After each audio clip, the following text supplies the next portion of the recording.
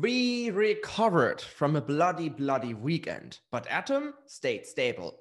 And at the end of the episode, we will welcome Jazear Brooks from Sifchain to the show. We will answer some questions from the community, and we will discuss how China could use the Cosmos SDK.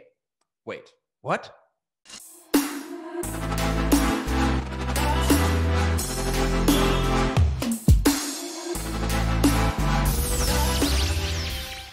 Okay, guys, what a weekend. It wasn't a nice weekend at all. It was super bloody in the crypto markets, and also the stock market went down significantly. I mean, it is how it is, but there's a lot of FUD around, and FUD story number one, the Ukraine. Because maybe you didn't hear about it, but we are on the verge of a war in Europe, apparently. And it is a conflict between Russia, the NATO, and the Ukraine. And yes, apparently we are on a verge of a war. However, I'm not taking it too seriously because, I mean, this conflict is pretty old. Just to bring things into perspectives, when this conflict emerged for the very first time, I wasn't even allowed to buy a beer in a local supermarket. And yes, I'm from Germany. So no, this FUD or this conflict is not new at all. And the other FUD story, increased interest rates, because the Fed is about to increase the interest rates again. And okay, this was the reason why many people dumped their stocks, dumped their cryptos. And yeah, this also led to a massive dump in all markets. But again, I'm also not too worried about, because I mean, it was just a couple of weeks ago where everybody suffered from huge inflation in the US.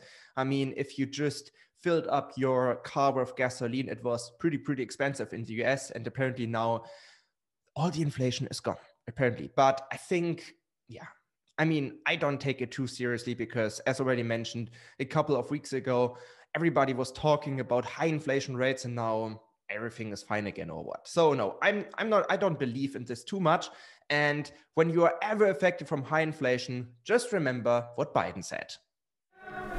That's a great asset. More inflation. What a stupid son of a... So the market went down significantly, but Atom stayed stable. And there are a couple of reasons for that. Reason number one, Atom. So most of the Atom is locked. Everybody is staking Atom for very good reasons. #airdrop. And I mean, this is the reason why many people weren't able to sell, because their atoms were locked in staking contracts, so no chance to get them out of there.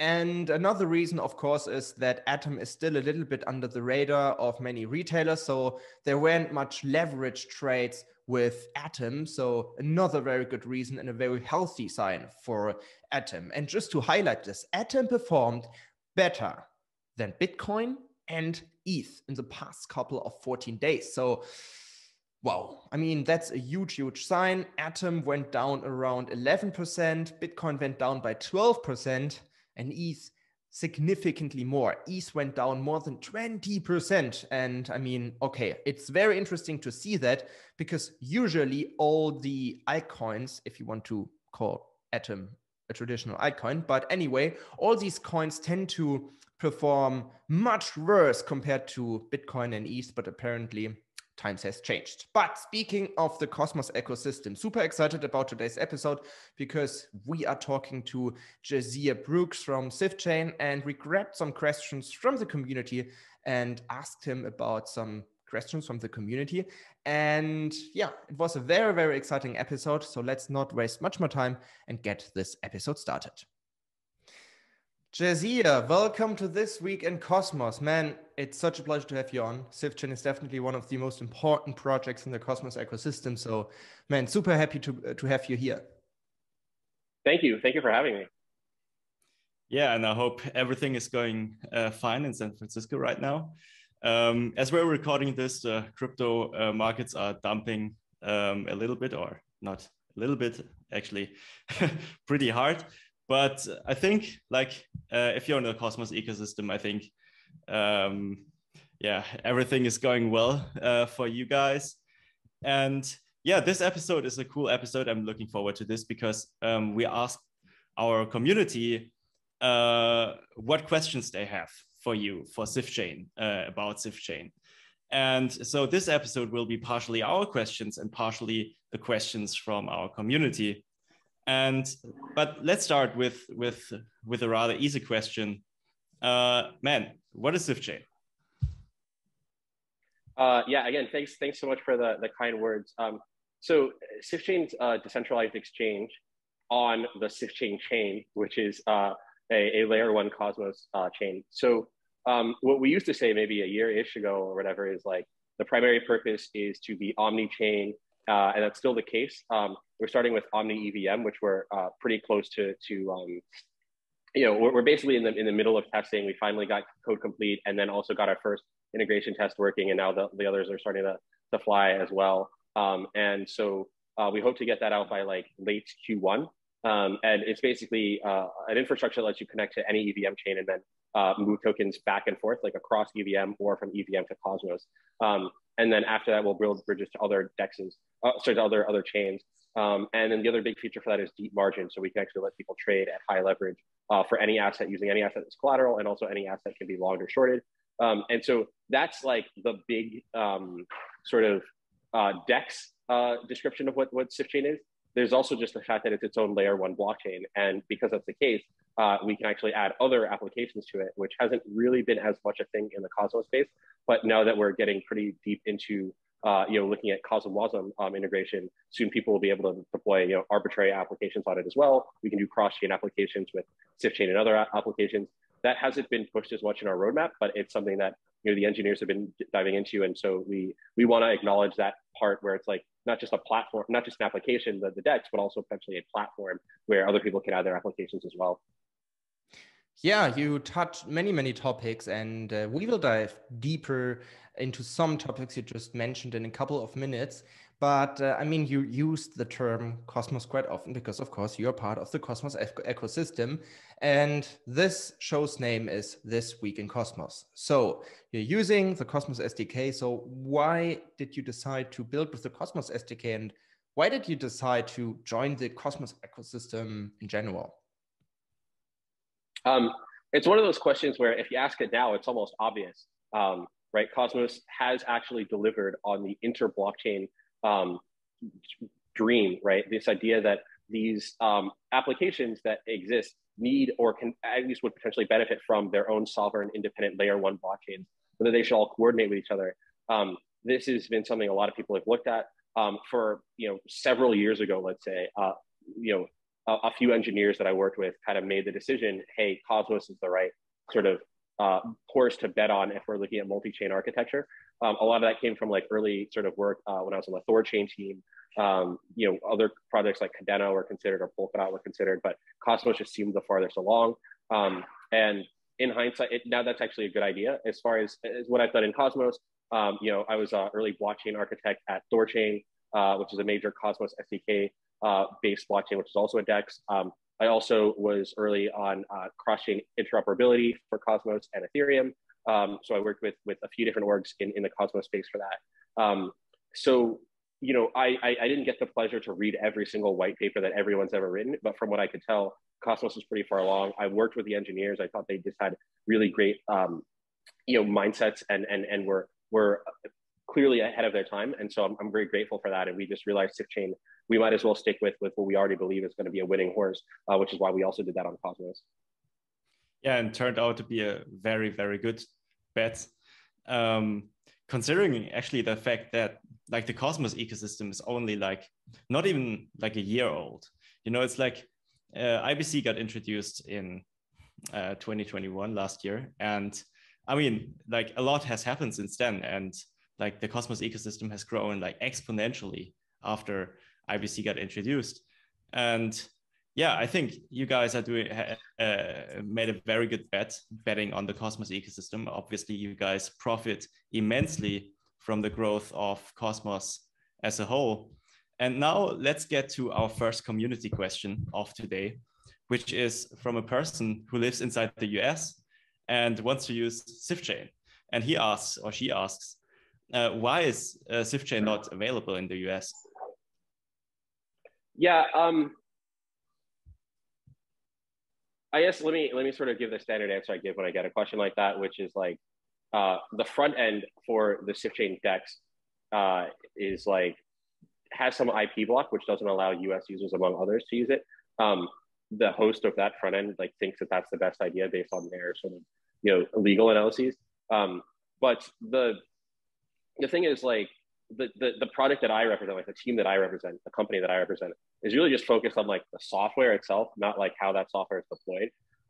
So it's not like I have really any say or control over that kind of thing. I will say that it's inevitable that other people will host front ends for Sifchain, and you can direct those questions to them on a case by case basis. Someone could host their own front end for Sifchain. The code is all open source. But really, like, what I focus on is like the blockchain software. And like once the thing gets out on GitHub, that's sort of like how we look at things. There are a bunch of other companies dealing with similar legal regimes. And I'll just say I've thought about legal a lot, worked with a lot of lawyers. And this isn't an issue that's unique to that particular website. Yeah, many people also forget about this when like entering the crypto industry, that the backend basically is global. So it doesn't matter where you are tuning in from. Like theoretically, you could use Sifchain also from North Korea when using a VPN or a DVPN. But I mean, still many people have to know this in the first place. But I want to dive deeper into a topic that you mentioned a couple of minutes before, about getting exposure to the Ethereum ecosystem. Can we talk about Peggy for a moment? Because with Peggy, people can bridge their, for example, their ETH to Sifchain. And I mean, that's incredible because this is everything what multi-chain and interchain is all about. But I find it very interesting. So why did you decide to build your own thing? Because many projects and people in the Cosmos ecosystem are anticipating the gravity bridge. So why did you decide to say, hey, we are building our own stuff? We did a tweet storm on this with some more detail. I guess the simplest way to think of it is like, people are anticipating gravity bridge and have been for like a year and a half. And Sifchain's Peggy's been usable for like substantially longer than that. I think we launched in February of last year, but it probably could have been launched like the previous year, if we'd pushed more on it. And in fact, in many ways, Sifchain, so Peggy had been built like several years ago, and then Sifchain was almost like a way to market Peggy, right? A way to get Peggy to users. The sort of like history of like Gravity Bridge and Peggy, actually Peggy's Gravity Bridge was like Althea Peggy at one point in time. It basically just boils down to like different architects wanting to try different things. I think that once Gravity Bridge goes live, we definitely want some interoperability with it because other chains are going to use it. We believe that Wormhole and Secrets bridges and really any bridge, Axeler's bridges, like all of those things are actually relevant. We don't want to have any kind of lock-in. At the same time, Peg is like very obviously the first mover here, and I think Gravity Bridge, when it launches within 2 to 3 months at most, we're going to have like Omni EVM. So that tech is not necessarily going to be the most cutting edge. But the fact of the matter is, like, there are many things that bridges can do. There are many different ways of architecting, and the important thing for Sifchain is that we get as much interoperability across them. Yeah, I totally agree. And now let's focus on a topic that most listeners are interested in, which is the native token of Sifchain, which is called ROWAN. Could you talk a little bit about the name, how you came up with the name in the first place, and also what is it used for in the broader Sifchain ecosystem? Yeah, so Sifchain is based on the namesake Sif. Sif is a Norse goddess who was known for, among other things, being very interested in this fruit sort of thing that grew on some trees called ROWAN. And so because she's so associated with that fruit, we were like, hey, let's also make our token named after it. And so that's where the name comes from. Basically the way that ROWAN works is, number one, you can pool it on Sifchain. So it's used as a settlement token. If you want to swap, let's say, ETH for Atom, you're swapping ETH for ROWAN and ROWAN for Atom, and that's how the liquidity pools are structured. It's also used as a governance tool. So we have these votes for pools of the people. Like, which pools do you want to see get higher APR? And people vote, and they use their ROWAN. The ROWAN is like, the votes are all weighted by the amount of ROWAN that you have. And then the third bit is that it's actually a security token. So validators and delegators are staking ROWAN. They're using that to secure the network. So those are the three main uses of ROWAN. And some others are for sure coming. I can think of at least one that's pretty gnarly in the pipeline. But yeah, we want basically, you know, to provide as much utility to ROWAN holders. That's sort of the mission for our software team. Yeah, that sounds very interesting, and also pretty cool to know the background story of the name of ROWAN. But now let's talk a little bit about a more specific topic. So, I mean, all the Cosmos people are going wild on Osmosis nowadays. So when can we expect, or can we expect it at all, that ROWAN will be listed on Osmosis as well, so that I can provide liquidity for, let's say, ROWAN and Osmo? Yeah, you know, this is really, there's no grand conspiracy around this or even like massive strategy or whatever. It's literally that because Sifchain was designed originally for ERC20s to deal with some kind of weird decimal conversion issue, we made it so that the ERC20s and ROWAN use, I want to say 18 decimal places, and most Cosmos tokens don't use that many.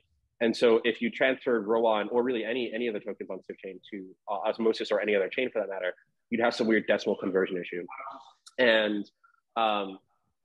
we try to work around. It was actually kind of functional, but then there was a question of like, is this workaround really going to be sort of what Cosmos uses long term?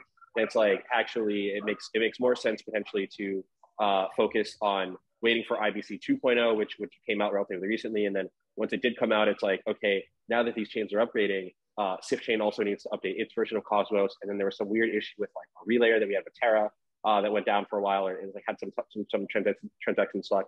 And so we basically did a tour of like a bunch of engineers, including some Osmosis engineers, to do a whole bunch of debugging around that. Then finally we were like, all right, in the very near future, I'll just say, I'll let the marketing team kind of, you know, send out its info and sift out, but that problem will be fixed, and then ROWAN will be on Osmosis. Yeah, I'm sure many people will are looking forward to this, and also glad to clear like the FUD around this, so there's no conspiracy theory behind it.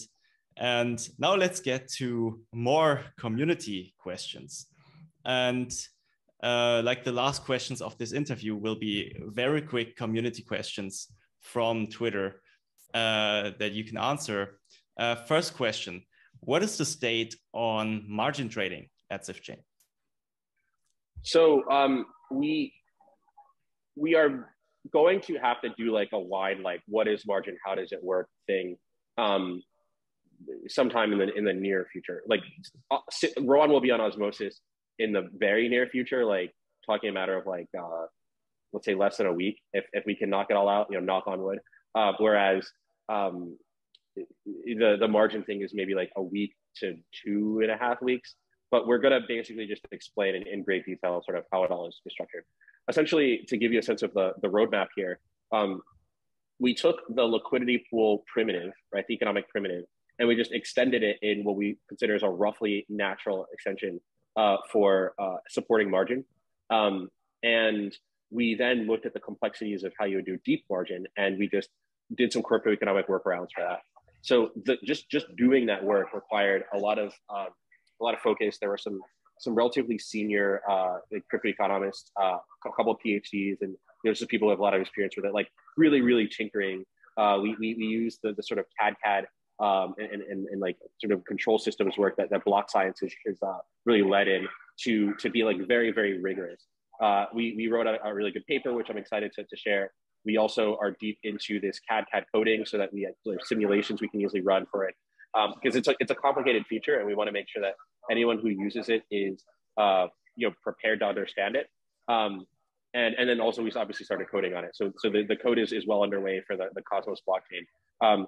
It's very difficult to get any info about it aside from comments that I make like this, and occasionally stuff I've said on Telegram or Discord or maybe Twitter. But whereas we're gonna sort of open the kimono and be like, here's everything. But that project has had a substantial amount of our dev resources and crypto economic resources for quite a while.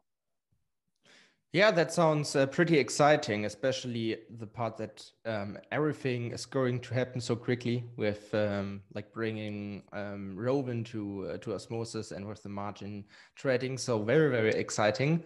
I think many people are like very happy about this. But now let's head over to the next community question. And I find this is also very interesting. The next community question is if we can expect a burning mechanism for ROWAN anytime soon. Yeah, actually, I just had a chat on our product channel about this. Probably, I think the question of when is separate because all this stuff has to go through like speccing and then engineering and so on, and we have other things in the pipeline.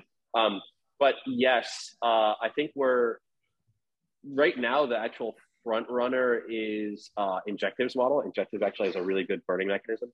So we're really interested in that. There's also another mechanism which we've discussed heavily in Discord that basically does some protocol-owned liquidity where voting on how the protocol's liquidity is managed is done through token spend, which is actually burned. And so that idea also makes sense. So I'd say there are two sort of burning mechanisms that are like under active ideation. We may see both of them soonish, but I wouldn't give an exact timeline for either. Next question from Spontango. He asks, when support for KAVA? First of all, great name, Spontango. Spontango, I guess it's spontaneous tango, I guess. Yeah. So we're in talks with that team. I'll just leave it at that. I guess actually there's a few ways to think of it. There's one product KAVA has that we're in talks on, and then there's also just having KAVA on Sifchain, which that is even easier because they just went on IBC. So just for context, like there's a governance council just for getting new tokens added to Sifchain. So questions like this, you can just drop in our Discord, and there's a governance council that just is setting up structure for all that. So KAVA is one that should be added to their list. But it's not just KAVA. There are a bunch of other Cosmos chains that have tokens that are not yet on Sifchain. Now this council is just going through its backlog. A lot of other Cosmos tokens will be added as well. Yeah, great news. I'm also KAVA holder, so very happy to hear that. But let's move on with the next and final community question. The question is if there are any updates on the Unizen partnership. We did this chat with those guys. I think they just launched the actual exchange, and so they're just handling all the demand and work for that.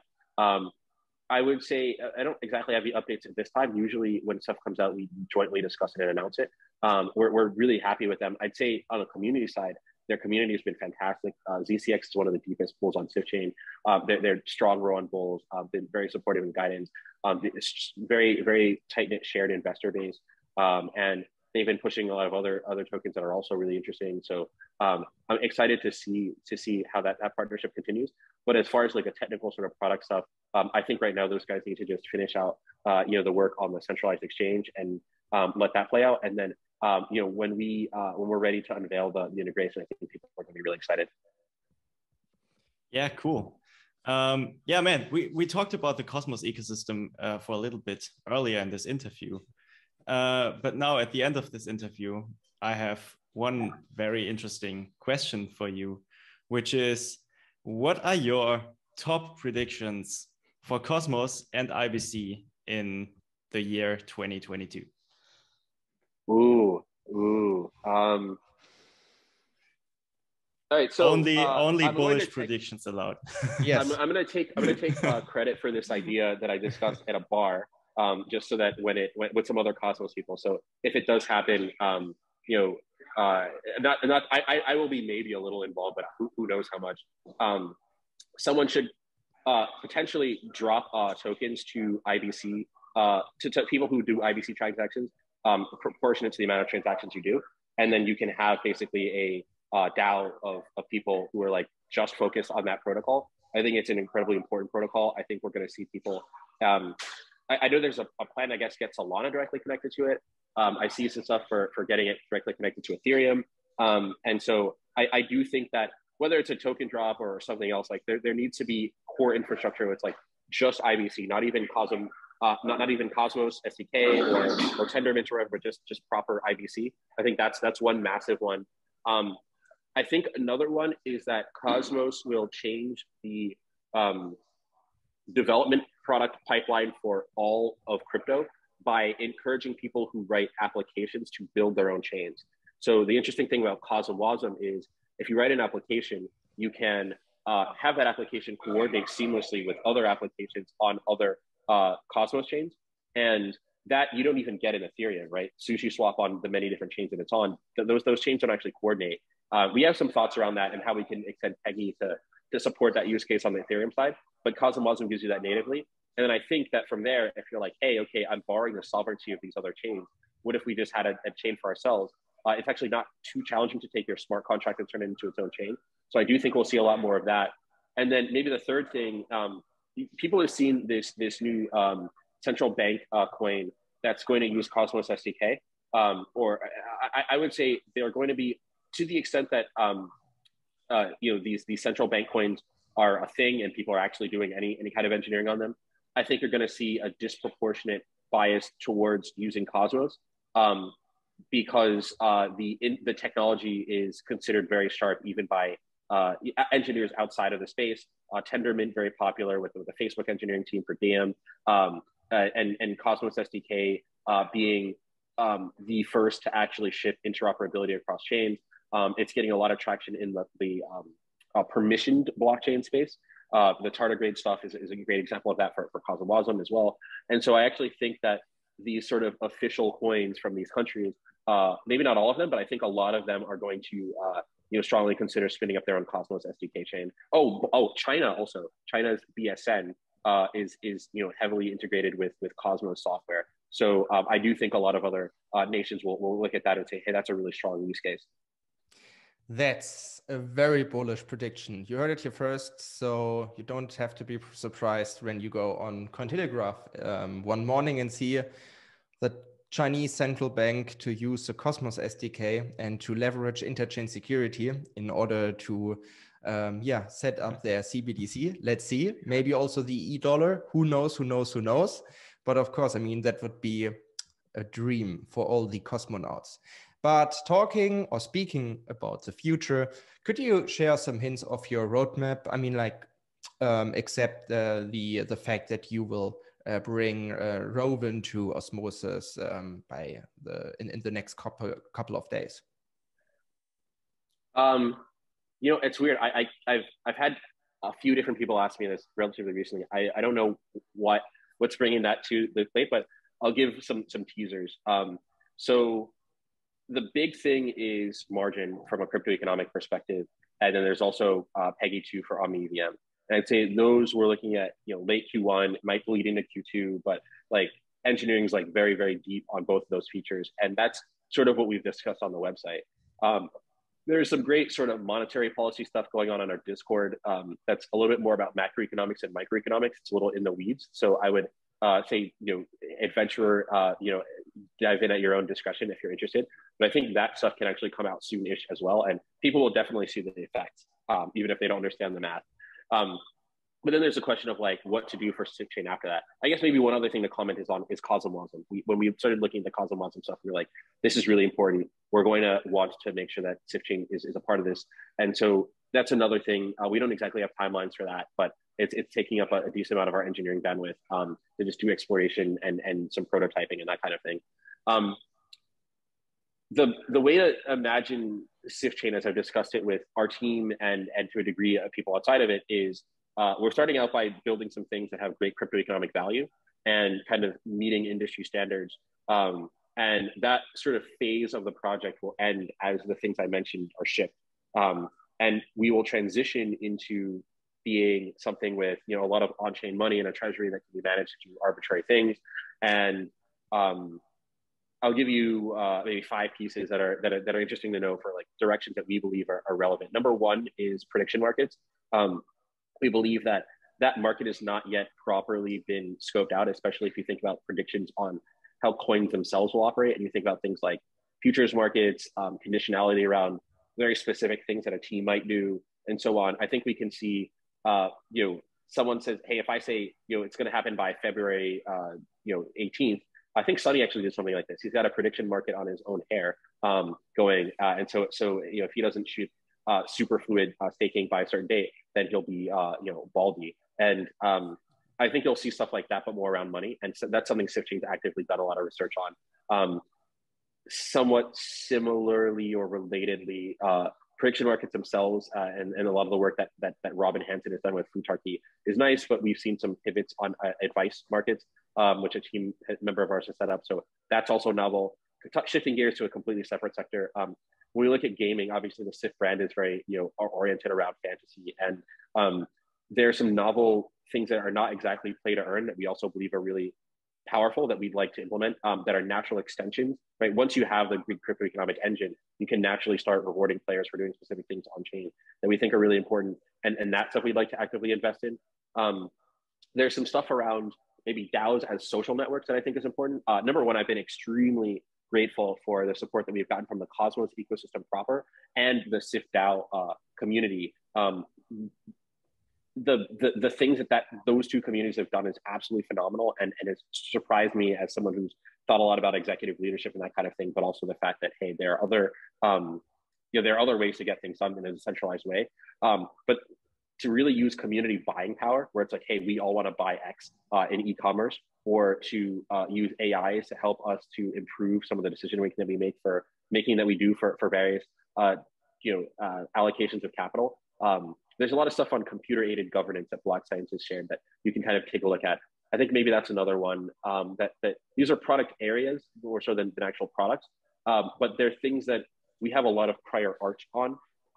And so our feeling is, people often say, hey, Sifchain is really ambitious as a project, focus on the basics. And so there's a lot of really basic stuff we want to get done, just polishing rewards and things like that. But this is like a bit of a futurist project. I've actually discussed some of this stuff in like futurist things like Foresight, if you're interested in more. But we're looking at a lot of the Bology stuff around crypto network states, if that gives you a sense of like how deep down the rabbit hole we are in terms of futurism and cryptocurrency.